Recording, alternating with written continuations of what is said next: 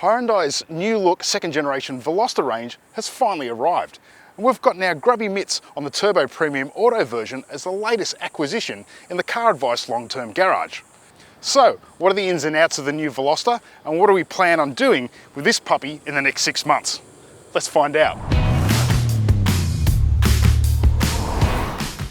While the 3-variant range kicks off at a touch under 30 grand for the non-turbo base model, the Turbo Premium Auto marries a force-fed 1.6 litre 4 and a lavish amount of standard equipment for a more serious $41,990 before on-roads. While the striking Thunderbolt yellow paintwork is a standard colour, this Phantom black roof is going to cost you an extra $1,000. So you're looking at around 47 grand parked up in your driveway. For that sort of coin, there's a hell of a lot of choice out there in warm and hot hatchback alternatives. Of course, the novelty with Veloster is its so-called 2+1 hidden door coupe body style. Ignoring the fact that it actually has 4 doors rather than 3, there's certainly a point of difference to lure you away from ordinary hatchbacks. On the driver's side, you get one large door, so at least from that angle, it looks a bit like a 3-door. On the curbside though, the front passenger gets a much shorter door at the front, and with this dicky little handle up here, rear passenger access at the back, and it kind of looks more like a 5-door. While there's a certain logic about the bizarre asymmetry, what we really want to find out is if there's any practical benefit to the arrangement. Accessing the second row from the driver's side is going to be a bit of a challenge, and trying to load up 4 adults from the passenger side isn't much easier either.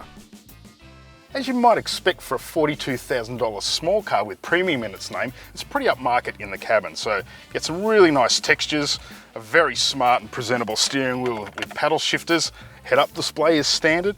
I really like that you get shortcut buttons so you can turn off the active lane keeping and the blind spot monitoring if it gets too annoying. The leather appointed seats look good and they're quite comfy, but we'll see how they fare on a long trip. Speaking of which, the infotainment system does get sat-nav and digital radio. Nice big clear buttons here, 12 volt, 2 powered USBs and inductive charging. Plus, when the weather's good, you get a sunroof and seat cooling, or when it gets cold, seat heating.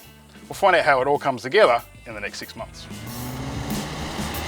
Practicalities notwithstanding, the Veloster Turbo Premium certainly trades on the cool factor of being different, and it will want to. You can get the same 150 kilowatt and 265 newton meter 1.6 litre turbo engine and dual clutch transmission in a more conventional i30 hatchback body style, specifically the N-Line Premium Auto.